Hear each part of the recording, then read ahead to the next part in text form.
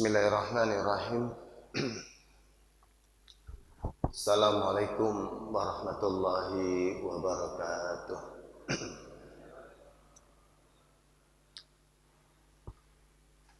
Alhamdulillahi rabbil alamin. Wa bihi nasta'inu ala umuri dunya waddin.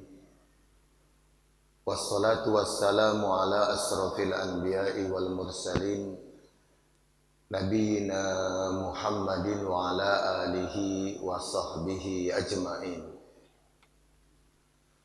Ashhadu an la ilaha illallah wahdahu la syarika lah. Wa ashhadu anna Muhammadan abduhu wa rasuluhu alladzi la nabiyya ba'dah. Allahumma akhrijna min dhulumatil wahmi wa akrimna binuril fahmi waftah alaina bima'rifatik wasahil lana abwaba fadlik birahmatika ya arhamar rahimin.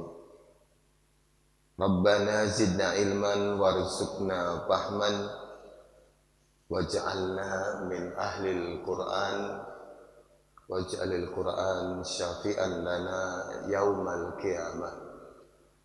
Rabbana kama yanbaghi li jalali wajhikal karim wa 'azimi sultanik fataqabbal du'aana walhamdulillahi rabbil alamin. Hadirin dan hadirah Bapak Ibu yang dirahmati Allah,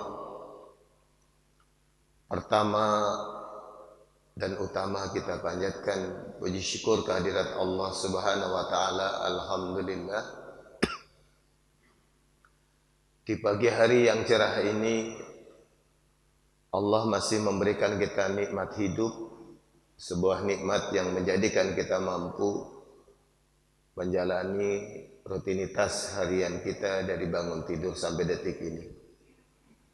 Alhamdulillah, kita pun tidak hanya sekedar bangun, tapi juga kita telah mengisinya dengan aneka kegiatan yang mudah-mudahan dan insya Allah bisa mengukuhkan keimanan dan keislaman kita. Berjamaah salat subuh diawali juga dengan qobliyahnya, dan bahkan bisa jadi dari Bapak Ibu sekalian ada yang juga memulainya dengan bangun 2 rakaat ditambah witir baru datang ke masjid. Semoga apa yang telah kita lakukan ini semakin mengukuhkan kita akan keimanan dan kesolehan kita, dan Allah pantaskan kita menjadi ahlullah, keluarga Allah, yang insya Allah ketika kita pulang Allah menyambut kita dengan panggilan indahnya, yaitu ya ayyatuhan nafsul mutmainnah irji'i ila rabbiki radiyatan mardiyah fadkhuli fi ibadi wadkhuli jannati. Semoga Bapak Ibu sekalian yang dirahmati Allah termasuk ahlu surganya Allah, amin ya rabbal alamin. Salawat dan salam senantiasa Allah curahkan untuk suri teladan kita Nabiullah Muhammad Rasulullah sallallahu alaihi wa alihi wasallam. Semoga di akhirat kelak kita pun termasuk di antara hamba Allah yang dimudahkan oleh Allah bisa bertemu dengannya dan mendapat barakah syafaat melaluinya. Amin amin ya rabbal alamin. Bapak Ibu yang dimuliakan Allah, ayat-ayat sains yang insya Allah pagi hari ini akan kita bahas adalah ayat sains yang bisa atau kita gali dari dialog atau obrolan antara ahlu surga dengan ahlu neraka, antara ahlu neraka dengan ahlu surga. Dan ini ada di Quran surat Al-A'raf, ada di ayat 44 dan ada di ayat 50. Kalau di ayat 44-nya ini ahli surga ke ahli neraka. Tapi kalau ayat 50-nya ahli neraka kepada ahli surga. Pertanyaannya adalah ayat sains apa yang bisa kita tangkap atau kita gali dari dialog ini. Bapak Ibu yang dirahmati Allah Subhanahu wa taala, sebelum masuk ke pembahasan itu, saya ingin mengingatkan bahwa sejatinya ayat-ayat sains atau ayat-ayat yang menjadi petanda, menjadi tanda adanya sebuah media yang bisa diwujudkan dalam kehidupan hari ini, ya, era sekarang, era kita hidup. Ini tidak hanya diambil dari ayat-ayat yang bercerita tentang masa akan datang, sesuatu yang future, sesuatu yang futur, seperti nanti di akhirat kelak misalkan. Tapi juga dari ayat-ayat yang bercerita tentang masa lalu. Kenapa? Karena hampir semua peristiwa di mana ada sesuatu yang bisa menjadi jembatan pemikiran, itu Allah sebutkan dengan kalimat ibrah. Ya. Kita menemukan kalimat misalkan di surat Ali Imran ayat 13, inna fi dzalika la ibrah. Untuk siapa? Liulil absar. Sesungguhnya pada peristiwa itu benar-benar mengandung ibrah. Bapak Ibu, ibrah itu bukan sekedar pelajaran. Karena kalau pelajaran itu banyak istilahnya, ya. Dirosatan belajar, ya. Tapi kalau bahasanya yang digunakan adalah ibrah, yang asal katanya adalah abaro, dan kata abaro ini adalah maknanya sesuatu yang bisa menjadi mengalihkan.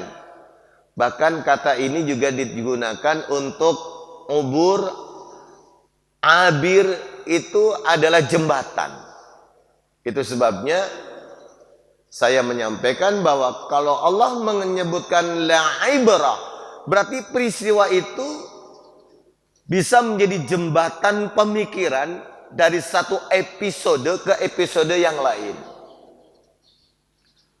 Dan episode ini bisa kita ambil tidak hanya berdasarkan firman Allah yang bercerita masa lalu, tapi juga firman Allah yang bercerita tentang masa yang akan datang. Walaupun bahasa yang digunakannya untuk menceritakan ini terkadang terbalik, Pak. Kalau Allah Subhanahu wa taala menceritakan masa lalu, justru mulainya pakai fi'il mudhari'. Contoh, alam taro kaifa fa'ala rabbuka bi ashabil fil. Kalimatnya itu alam taro. Taro itu fi'il mudhari', Pak. Ro'a yaro ru'yatan ra'in. Begitu. Wazannya fa'ala yaf'ilu fa'lan, fa'ilun maf'ulun, itu kalimatnya. Nah, kalau ro'a melihat, aro'aita, apakah engkau telah melihat, begitu. Tapi kalau alam taro, apakah kamu belum melihat? Itu makna teksnya. Yang kemudian diterjemahkan, belumkah engkau memperhatikan? Ya, karena kata ro'a selain diartikan dengan makna melihat, ro'a juga seringkali digunakan untuk makna nazara, memperhatikan, menganalisa, mengkaji, yang semua dasar kajiannya itu disandarkan kepada kemampuan visual mata kita. Jadi kalau alam taro, kalau bahasa sekarangnya, ente sudah pakai mata, mu belum begitu, tanya. Matamu dipakai enggak gitu. Nah, jamaah yang dirahmati Allah. Tapi ketika kita bicara tentang masa yang akan datang, contoh ayat 50 surat Al-A'raf tadi, justru ceritanya itu pakai fi'il madhi. Wa nada ashaban naru ashabal jannah. Telah memanggil penghuni neraka kepada penghuni surga. Nah, kalau nada, yunadi, itu artinya kalau wazannya dari wazan fa'ala, Asal katanya nun, dal, dan ya. Karena ada sisipan alif, na. Itu berarti wazannya fa'ala. Dalam ilmu syaraf mengandung makna lil musyarakah. Jadi sebuah kata yang mengandung makna resiprok, mengandung makna perlibatan orang lain. Jadi bukan sendirian, tapi ibarat gayung bersambut, ibarat bertepuk tangan. Jangan pakai sebelah tangan, tapi harus pakai dua tangan. Nah, kalimatnya nada, saling memanggil. Dan ini menggunakan fi'il madhi, bukan fi'il mudhari'. Kalau mudhari' yunadi, saling memanggil. Nah, jamaah yang dirahmati Allah, pertanyaannya ibrah itu seperti apa? Nah, karena kalimatnya ibrah adalah jembatan pemikiran, memang ini menuntut analisa. Makanya bahasa yang digunakan oleh Allah liulil absar. Nah, kata absar sendiri itu dari kata basira, ba, sod, dan ra. Ba, sod, dan ra itu bukan memandang pakai ro'a mata.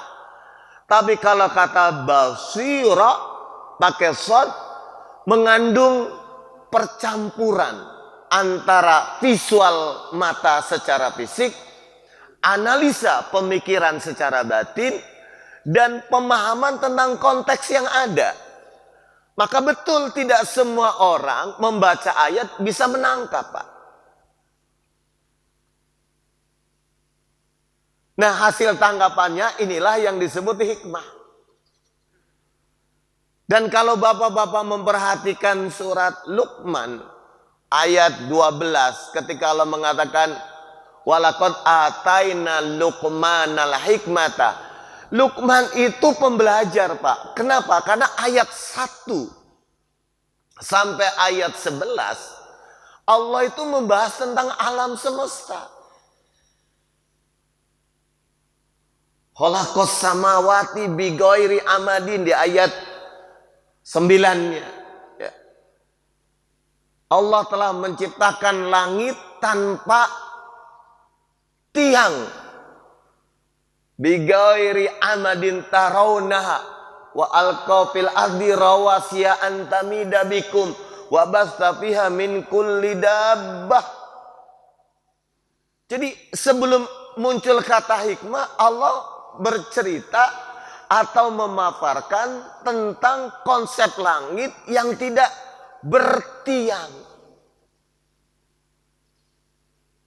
Ya, kalau pandangan kecil kita kan, Pak, masjid ini kan di tengahnya nggak ada tiang. Bukan berarti kagak ada tiang. Tiangnya di ujung sono, ujung sini, kan begitu. Nah, kalau Bapak Ibu memperhatikan contoh bangunan ini, berarti agar tengahnya tidak terlihat tiang, berarti pondasi kanan kirinya kan harus lebih kuat. Karena kalau enggak ngejeblak itu, ngejeblos. Nah, orang yang bisa mengkaji tentu tidak hanya mengandalkan mata. Inilah percampuran pemikiran antara penggunaan mata, analisa, dan keilmuan. Makanya kembali, kalau kita bicara ibrah, Pak Ibu, memang kitanya harus berpikir lebih maksimal. Kenapa? Karena memang mohon maaf, kalau kita merujuk kepada tafsir-tafsir mu'tabarah, tafsirnya tidak sampai kepada visualisasi secara teknikal yang menghasilkan produk sekarang namanya teknologi. Enggak, belum. Karena perkembangan teknologi baru masif setelah tahun 1800, setelah munculnya mesin uap di Inggris, yang pada waktu itu negara Islam, wilayah Islam belum sudah mulai berada dalam posisi cenderung menurun, Pak. Sedangkan ahli-ahli tafsir di era itu berkembangnya sampai tahun 1000-an. Jadi belum sampai ke itu. Itu sebabnya kita yang menjadi generasi hari ini yang memiliki tanggung jawab membuktikan bahwa ayat Allah itu kalau merujuk pada konsep surat Fussilat ayat 53, 5 surat 41 ayat 53, ketika Allah mengatakan sanurihim ayatina fil afaq wa fi anfusim, kata Allah hatta yatabayyana lahum annahul haqqa. Semua itu Allah perlihatkan untuk menjadi bayan tentang kebenarannya Allah. Jadi bagaimana kita menggali bahwa ini Allah maha benar. Nah, saya ambil contoh sederhana kembali kepada, kalau dalam konteks ayat sebelumnya ketika Allah taro kaifa fa'ala rabbuka, kan pertanyaannya ada pelajaran apa ya dari aspek sains terkait dengan peristiwa Al-Fil. Karena Al-Fil itu terjadi di tahun 571 Masehi, beberapa bulan sebelum lahirnya Nabi Muhammad. Nabi Muhammad Rasulullah Sallallahu Alaihi Wasallam lahirnya di 12 Rabiul Awal tahun 571, sementara peristiwa Al-Fil menurut catatan sekitar bulan Muharram 571. Jadi kalau kita Muharram, Safar, kan, baru nanti Rabiul Awal, Rabiul Tsani, berarti ada 2-3 bulan jeda sebelumnya. Sementara kalau kita bicara dari aspek geopolitik tentang bagaimana memahami politik sebuah wilayah, Al-Fil itu kan bicara tentang pasukan gajah masuk ke wilayah, mau mengambil alih penguasaan atas Ka'bah. Lalu muncul pasukan burung ababil, burung-burung. Karena kata ababil itu artinya adalah kumpulan. Kalau satu tidak disebut ababil, tapi kalau di atas 1000 itu bisa kekuatannya ababil itu. Jadi ababil bukan nama secara definitif tentang nama burung. Nah, Bapak Ibu yang dirahmati Allah, ada apa? Oh, ternyata dari aspek pertahanan dan keamanan hari ini sudah menjadi pembuktian. Kalau dulu ada istilah Jales Pipa Jaya Mahe, kalau siap di laut kita jaya, sekarang enggak, Pak. Siapa yang menguasai udara, langit, dialah yang jaya. Teori yang dulu mengatakan penguasa lautan, penguasa dunia, itu mah zaman Majapahit. Karena Jales Pipa Jaya Mahe mah zaman Majapahit, makanya ditulis pakai bahasa Sanskerta. Tapi kalau bahasa Qur'annya siapa yang di langit jaya, ya tadi surat Az-Zariyat ayat 21, wapis sama iriskukum, di langit itu rezekimu. Nah, jadi bicara rezeki 21, 22, di langit ada rezekimu. Nah, siapa menguasai langit, dia menguasai rezeki dunia. Nah, itu teori Quran, Pak, bukan teori manusia. Kalau siapa yang berkuasa di langit, dia yang akan menguasai bumi, karena rezekinya bumi itu sumbernya dari langit. Karena banyak material bumi asalnya dari langit. Ya, emas itu bukan asli bumi, Pak, tapi asli dari langit, pecahan. Ribuan tahun yang lalu ketika proses terjadi, pecahan itu jadilah endapan-endapan ke bawah, lalu jadi emas kumpulan. Bahkan kita yang kita minum hari ini nih, Pak Ibu, air itu juga bukan makhluk bumi. Wa anzalna minas sama'i ma'a. Air ini makhluk langit. Ya. Jadi bukan makhluk bumi, Pak. Walaupun Allah simpan di dalam bumi. Nah, jadi begitu Pak ayatnya. Jadi nggak berlaku, Pak, Jalas Pipa Jaya Mahe. Apalagi kalau kapalnya masih kapal cadik melawan kapal-kapal modernnya Cina, Pak. Larinya nggak kekejar, Pak. Pernah ada di daerah Jakarta itu ada kapal laut kayak bot begitu, dikejar pakai helikopter, nggak kekejar, Pak. Tenaganya dia masuk ke salah-salah nggak ketemu. Dan itu ternyata bukan punya yang ngejar, padahal tentara, Pak. Karena pakai helikopter nggak pakai ada penembaknya. Gak kekejar, Pak. Nah, dan itu negara Indonesia sudah banyak yang masuk begitu. Bapak Ibu yang dirahmati Allah Subhanahu wa taala, kembali ke pokok masalah. Pertanyaannya adalah, ada ibrah apa dari dialognya ahlu surga dengan ahlu neraka? Saya bacakan ayatnya Pak Ibu yang dirahmati Allah. Saya langsung baca ayat yang ke-50. A'udzu billahi minasyaitonir rajim. Wa nada ashabun nari ashabal jannah an afidhu alaina minal ma'i aw mimma razaqakumullah. Qalu innallaha harramahuma 'alal kafirin. Wanada dan memanggil, ya, jadi nada tadi panggilan yang bersifat musyarakah, artinya kata berbalas, bukan kata yang sifatnya pasif, tapi mengandung muatan ada tanggapan Pak Ibu. Ashabun nar, penghuni neraka. Memanggil siapa? Ashabal jannah, penghuni surga. Apa panggilannya? An afizu alaina minal ma. Wahai saudara-saudara penduduk surga, tolong kucurkan air dari surgamu kepada kami.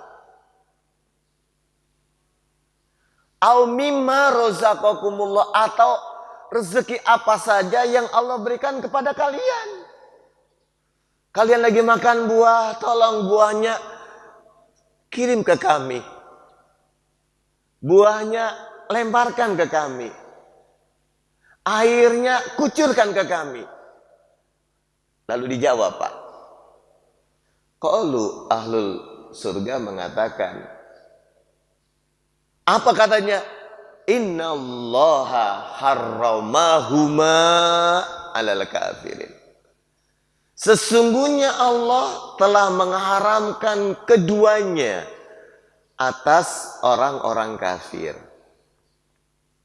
Kok pakai huma di sana? Kenapa pakai huma? Karena yang pertama dimaksud adalah air.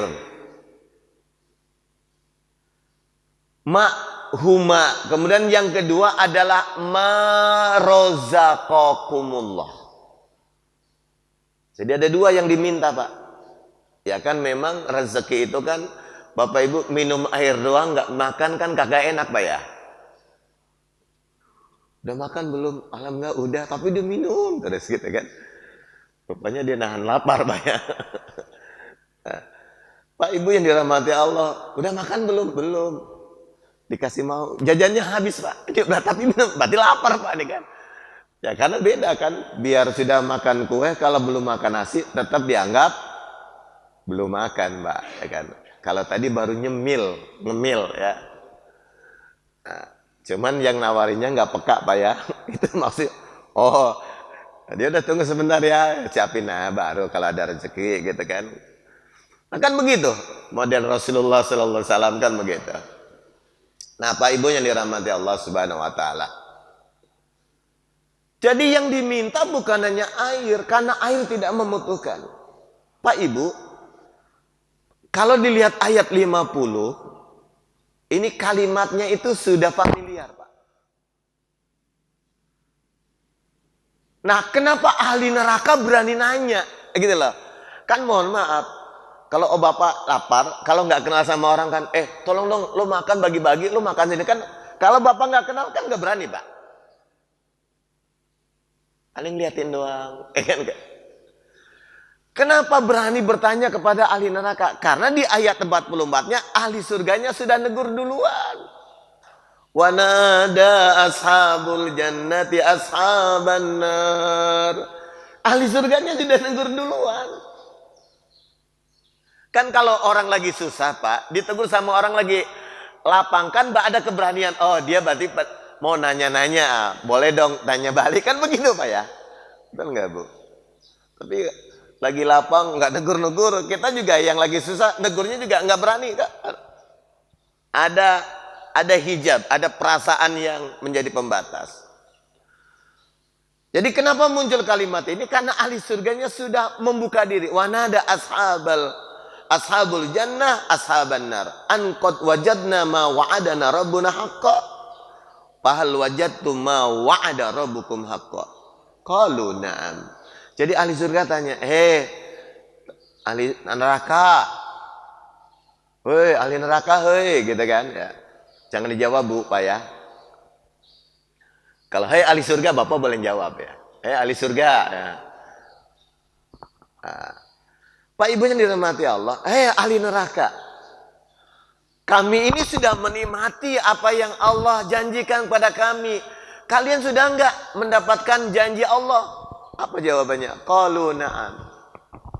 Kan pasti jawab na'amnya sambil nangis Pak Ibu. Kamu sudah disiksa. Betul, kan lagi disiksa. Pasti jawab na'amnya itu kalau saya membuat imajinasi Pak ya. Ini sangat dramatis sebenarnya. Dialog ini karena dialog ini mengandung satu kekecewaan dari ahli neraka yang bahasanya kenapa aneh dulu nggak ikut ente gitu loh. Dan ahli surga pun sebenarnya kalau kita baca ayat ini pengen berbagi. Cuman ada innallaha harramahu ma'alal kafirin. Ada pernyataan Allah haramkan. Jadi namanya haram itu ternyata masih ada di akhirat Pak. Kan ada hadis ad-dunya sijnul mu'min wa jannatul kafir. Bapak Ibu udah dengar hadis ini? Halo? Apa Ibu terjemahannya? Apa Pak?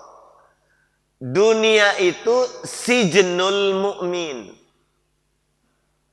Sijnul itu penjaranya orang beriman. Dari kata sijnul muncul kata di surat Al-Mutaffifin lafi sijin.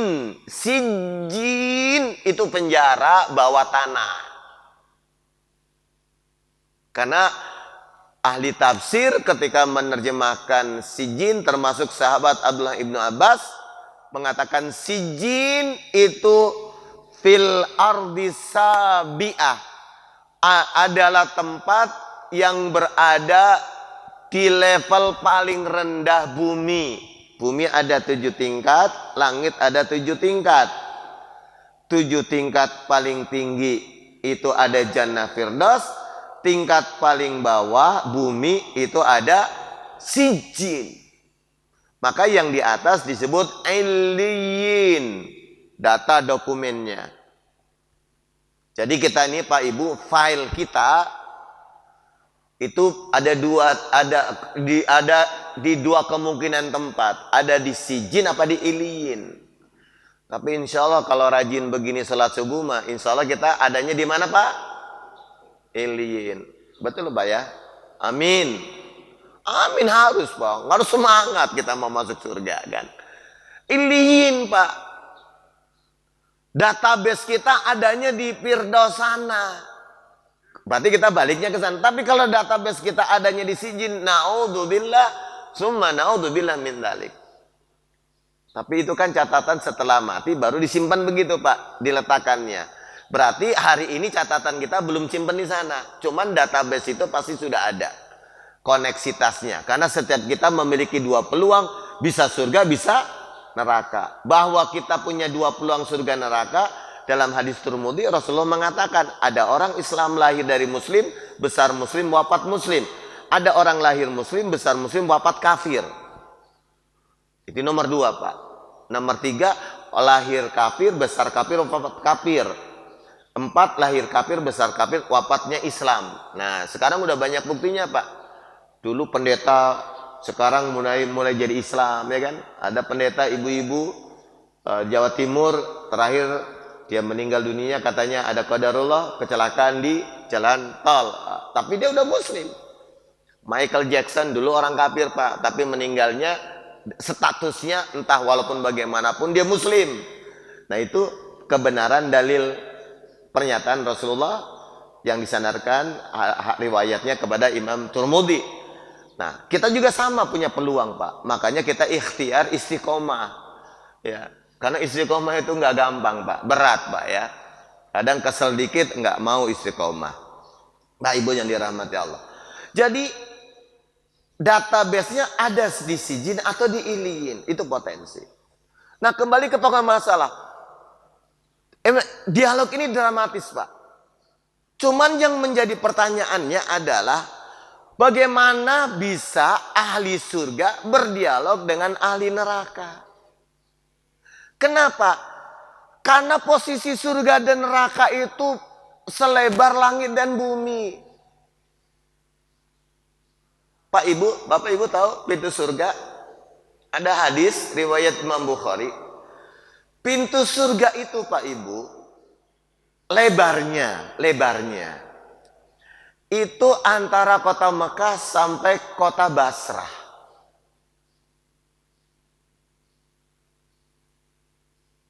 Berarti Saudi Arabia ke Syria. Di hadis yang lain Pak Ibu, kalau kita menempuh ujung pintu surga satu ke pintu surga yang lain, itu butuh waktu 40 tahun. Pintu ibu, bapak ke Masjid As-Salam berapa tahun Pak nyampenya? Halo? Cepat Pak ya. Tapi kan ada orang tetangga As-Salam sudah 1 tahun nggak masuk masjid Pak ya? Ada Pak ya? Oh itu jaraknya jauh banget berarti dia. Padahal rumahnya tetangga ya. Tapi pintu dia ke pintu As-Salam itu berat banget. Gitan pintu ke Mall sono udah nyampe Pak. Pintu ke As-Salam nggak nyampe. Bagaimana mau masuk pintu surga Pak? Pintu surga itu 40 tahun kalau Bapak iseng mau ngitung. Kata Rasulullah 40 tahun perjalanan. Neraka. Jadi kita bicara pintu surga, belum dalamnya surga. Surga itu kata Rasulullah ada 100 tingkat derajat. Setiap derajat jaraknya langit dan bumi. Berarti kalau kita hitungan teorinya langit ada 7 lapis menurut Quran langit yang hari ini. Berarti ketika hari nanti jadi akhirat, maka berarti langit itu bukan 7 level Pak, tapi 100 tingkat. Karena surga ada 100 derajat. Setiap 1 derajat langit dan bumi, jarak tempuhnya nggak cukup 40 tahun.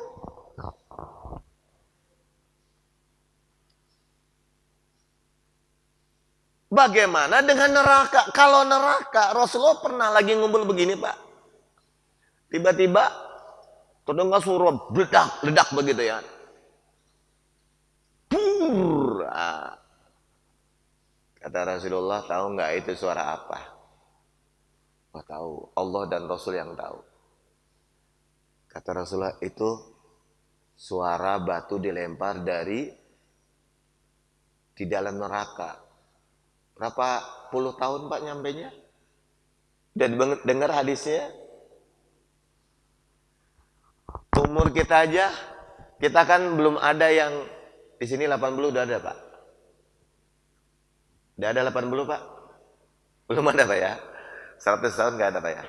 Alhamdulillah. Berarti kita ini masih ungu-ungu ya, unyu-unyu Pak ya. Masih anak-anak ya. Sekecil semua. Karena umurnya nggak nyampe setengah hari. Kagak, 1 hari sama dengan 1000 tahun. Kan umur kita mah baru berapa menit kan umur dunia kita ya. Jadi kita ini memang masih lucu menurut Allah Subhanahu wa ta'ala ya. Maka ada orang tua umur 7 tahun masih kagak sholat. Lucu Pak, emang lucu ya kan. Ente 2 tua nggak ingat-ingat kan gitu. Karena hitungan lucunya kalau umur 70 tahun kita ini sudah sepuh. Betul Pak ya kan? 80 tahun sepuh nggak? Sepuh.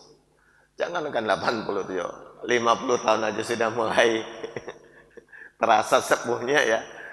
Nah, Pak Ibu yang dirahmati Allah, silakan Bapak Ibu lihat catatannya.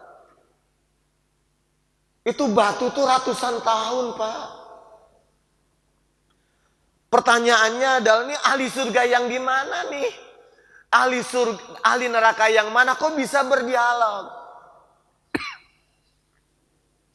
Nah, kembali ke pokok masalah.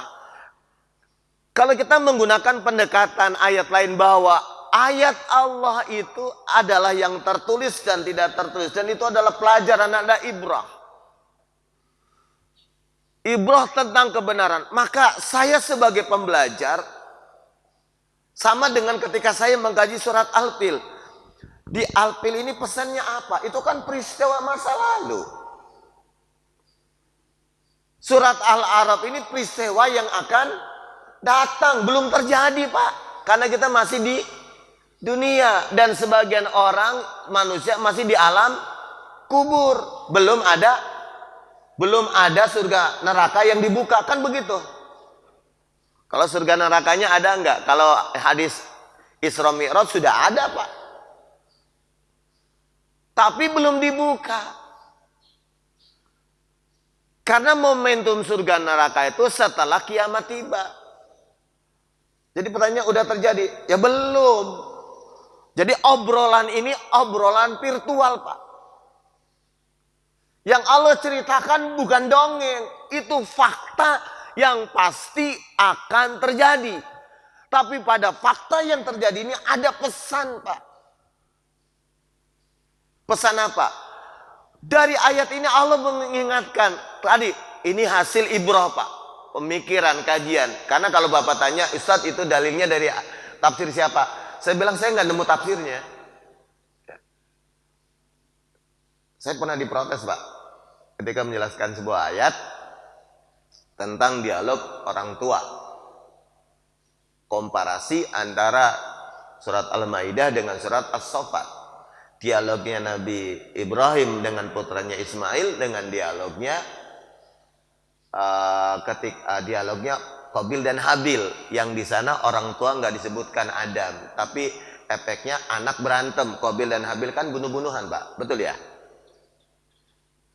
Saya bilang ayat ini sebenarnya menjelaskan tentang syariat. Qabil dan Habil itu berantem karena ada syariat untuk nikah.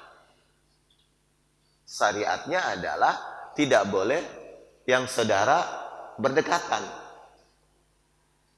Karena Qabil berdekatannya sama yang cantik, Habil berdekatannya sama yang jelek. Harus disilang. Nggak mau, masa saya dapatnya yang jelek? Saya maunya yang dekat dengan saya. Begitu. Karena ada unsur perasaan tadi, saudara yang dekat, begitu. Nolak, Pak. Tapi dialog ini kan nggak muncul.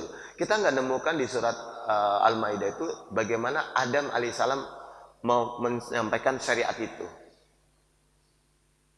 Tapi ketika ada syariat menyembelih, Nabi Ibrahim kan ngomong.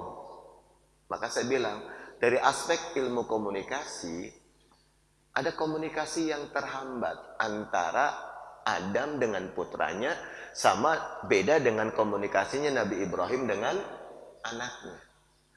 Dan komunikasi yang tidak bagus ini bukan hanya Nabi Adam loh. Ente baca surat Yusuf. Nabi Yakub itu termasuk orang yang komunikasinya jelek dengan anak-anaknya. Protes. Ustadz ini kok jadi kayaknya nggak, Pak. Jadi kalau bahasa jadi bukan ayah ideal. Marah dia. Ustadz berarti ini enggak. Dia kan Rasul. Betul, dia Rasul Nabi. Kok kesannya jadi bapak aja kurang maksimal, gimana jadi Rasul? Enggak, beda makom. Saya beda. Ini analisa dari aspek kajian komunikasinya. Karena nanti kalau Anda baca surat Yusuf, ada anak-anak Nabi Yakub yang mengatakan, bapak kita ini sesat. Oh gila, kalau anak ngomongin bapaknya sesat, berarti kan ada komunikasi yang tidak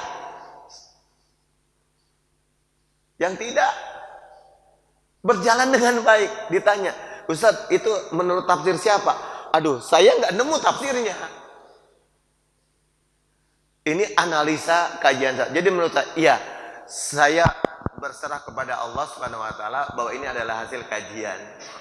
Ya, saya bertanggung jawab menyampaikan ini.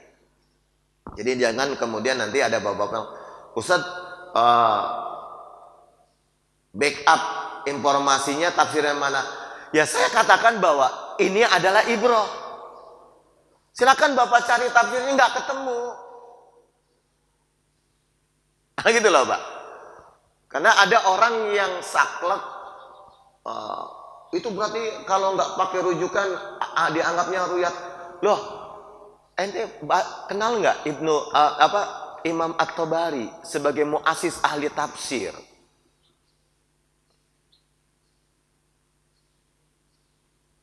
Dia tidak mengatakan tafsir, tapi takwil fi bayanil Quran. Jami'ul bayan fi ta'wilil Quran. Jadi tidak identik itu salah, enggak. Sudah ada yang meletakkannya. Sama halnya banyak kita berselisih memahami tentang sunnah. Gitu. Nah, saya kembali ke pokok masalah. Pak Ibu yang dirahmati Allah. Jadi ketika saya mengkaji ayat 50, sama dengan saya menggunakan pendekatan al-ibratu bi umumil labdi la bi khususi sabab. Pelajaran itu dari teks umuman, dialog yang terkandung apa, lalu ada ibrah, ada jembatan pemikiran yang menghubungkan. Nah itu sama kan, kalau Bapak Ibu cari tafsirnya tentang alpil kan nggak ada, itu analisa politik, analisa tentang pertahanan keamanan kan nggak ada Pak, nggak ada satupun. Silakan Bapak cari tafsir hubungan analisa pertahanan keamanan, peperangan dengan surat Al-Fil. Nggak ketemu, Pak. Kenapa? Karena Al-Fil itu mengajari bahwa kekuatan langit walaupun kecil bisa menghancurkan sesuatu yang besar. Dan itu sudah terbukti hari ini. Itulah ayat-ayat sainsnya. Itulah tanda dari Allah. Untuk menghancurkan sebuah wilayah nggak perlu pakai pesawat banyak, lupa memuat banyak orang. Satu drone aja isinya sekian nuklir, plak, habis Pak. Hanya pertanyaannya, kenapa ayat yang begini diambilnya oleh orang kafir, gitu aja. Karena orang Islamnya sudah mulai kufur sama ayat Allah yang lain. Pak Ibu, ilmu dasar yang termasuk ilmu dasar yang wajib dikuasai oleh orang Islam dan diajarkan di dalam Quran, itu kan ilmu dasar. Salah satunya yang namanya ilmu dasar kan matematika, kimia, fisika, itu ilmu dasar loh Pak. Kan anak-anak kita kalau ngomong belajar itu sudah mulai ribet Pak.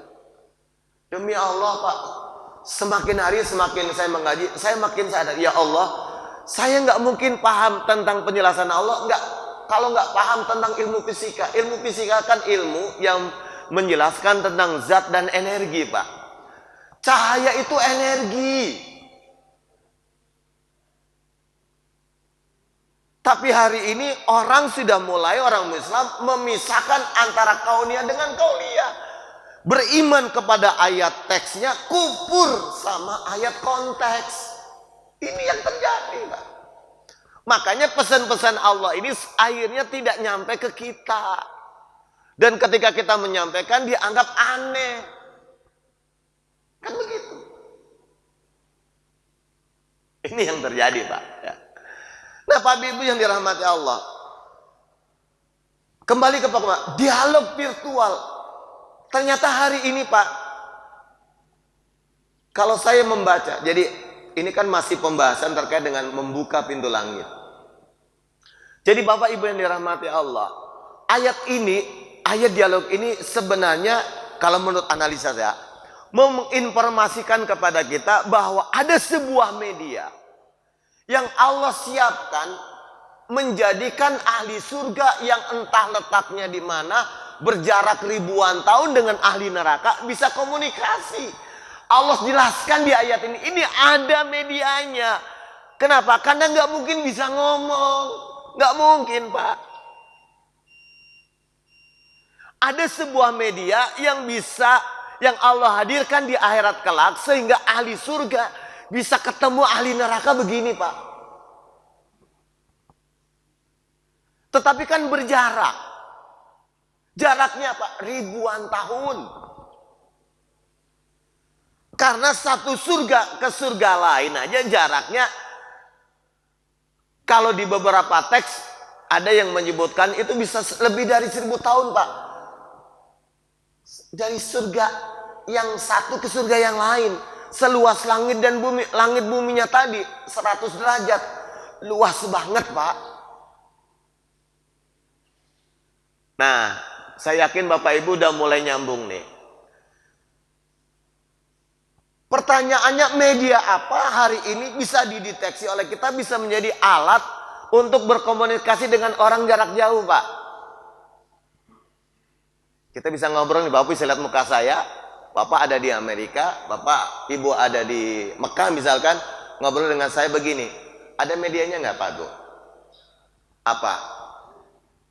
Video call, Zoom, Google Meet, betul nggak? Jadi ternyata yang mengambil keuntungan dari ilmu, dari firman Allah ini, salah satu orang bernama Eric Yuan, Pak. Eric Yuan itu tahun 70 lahir di Shandong, Cina. Sekolah, belajar matematika dan ilmu komputer. Begitu besar, dia pengen masuk ke Amerika. 9 kali ngajuin visa ditolak. Baru yang 8 kali ke-9-nya diterima. Masuklah Amerika, dia kerja di perusahaan di California, ya, bergabung dengan perusahaan Cisco yang mengakuisisi perusahaan Webex. Webex ini adalah format alat komunikasi yang untuk bisa saling ngobrol. Dan dialah pendiri Zoom. Saya mengulang membaca ayat ini. Allah sudah menginformasikan sejatinya. Bahkan lebih hebat. Cuman teknologi Allah nanti di akhirat, Pak, lebih keren. Kenapa? Karena lihat ayat tadi. Kalau teknologi media yang Allah ciptakan di surga, di neraka tadi, Pak, itu bisa saya lagi minum, Bapak di California, saya bisa kasih langsung begini, Pak. Bedanya begitu. Kalau Zoom nggak bisa, Pak, ya? Nggak bisa, Pak. Bapak, karena ayatnya afidu alaina minal ma'au mimma razaqakumullah. Teman, ente minum, kasih. Ini kalau menurut ayatnya, ini bisa begini langsung. Langsung nih ambil. Bisa diambil, Pak. Itu nanti di teknologi yang Allah tunjukkan kepada kita di akhirat kelak. Makanya, kenapa kita mengatakan hari ini kita semakin tua, Pak? Karena ayat-ayat hari ini sudah semakin bukti kebenarannya surga. Surga itu indahnya kayak apa, mudahnya kayak apa, hari ini sudah mulai kita bisa nikmati, Pak. Maka betul, kita ini sudah berada di zaman yang terakhir. Karena semakin hari semakin adanya pembuktian-pembuktian. Pak, Ibu yang dirahmati Allah Subhanahu wa Ta'ala. Jadi, kalau hari ini, ya sebenarnya ayatnya sih udah lama, Pak, ya. Kan dari zaman Rasul. Kalau Zoom itu ditemukan baru tahun 2011. Hanya menjadi booming zaman pandemi 2020, Pak. Saya yang gaptek mau nggak mau harus belajar Zoom karena ngajarnya harus pakai Zoom. Gara-gara pandemik, ibu-ibu, Ustaz nggak bisa kita ketemu ngaji. Di Alihwan saya masih punya kelas, Pak, Meruya, Taman Meruya. Itu jamaahnya alhamdulillah nenek-nenek semua. Dan berhenti ngajinya tuh meninggal, Pak. Sudah 2 jamaah saya ngaji meninggal, berhenti meninggal, Pak. Saya kalau mengaji sama beliau jadi renungan, ya Allah, mudah-mudahan ini jadi wasilah kebaikan. Karena kita pernah ngaji bareng sampai mati begitu. Kan bapak-bapak belum mengaji sampai mati, Pak, ya? Belum kan? Ya. Jadi ini lagi sakit di rumah sakit, Ustaz, ya di rumah sakit, izin ya. Ujungnya nggak nyalahin. Lagi di rumah sakit, Pak. Seminggu berikutnya dia meninggal. Masya Allah, kata ya Allah, ingat beliau. Jadi hari ini Pak, Mau nggak mau orang Islam memang wajib memahami ini. Teknologi Allah hadirkan bukan untuk mengkonfrontir antara hak dengan batil, enggak. Teknologi Allah hadirkan melalui jalan apapun adalah untuk yatabayyana lahum annahul haq, semakin mengukuhkan bahwa Allah itu benar. Nah, jadi Bapak Ibu yang dirahmati Allah, endingnya jadi ayat 50 dan 40 itu menginformasikan tentang adanya sebuah media yang memungkinkan ahli surga dan neraka bisa berdialog dan bisa berkirim makanan di era itu. Dan hari ini orang baru bisa menerjemahkannya setelah munculnya aplikasi sejenis Google Meet, Zoom, atau Webex, atau beberapa media termasuk kalau sekarang ada video call dan lain-lain sebagainya. Nah, ini Pak Ibu yang dirahmati Allah, ayat sains pagi hari ini. Dan tentu ya, simpul-simpul dari ayat ini masih sangat banyak, karena setiap ayat pasti mengandung isyarat. Tinggal bagaimana kita menggali menjadi sebuah ibrah dan pelajaran, sehingga ada jembatan pemikiran yang bisa menghubungkan hari ini dengan masa lalu dan masa yang akan datang. Yang jelas kita bersyukur alhamdulillah jadi orang muslim, jadi orang beriman, dan alhamdulillah kita percaya sama Quran 100%, bahkan ribuan persen kita insya Allah percaya.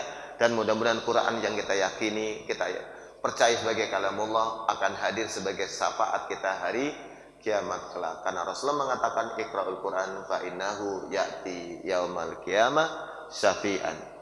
Kaji, pelajari Quran, karena Quran nanti pada hari akhirat kelak dia akan mencari kita, mendatangi kita untuk memintakan syafaat. Dan ini sebuah keistimewaan bagi ahlul Quran. Amin ya rabbal alamin. Demikian Pak Ibu yang dirahmati Allah, silahkan jika masih ada yang mau ditanyakan terkait dengan ayat ini. Jika ada saya persilahkan, jika tidak ada ya kita akhiri.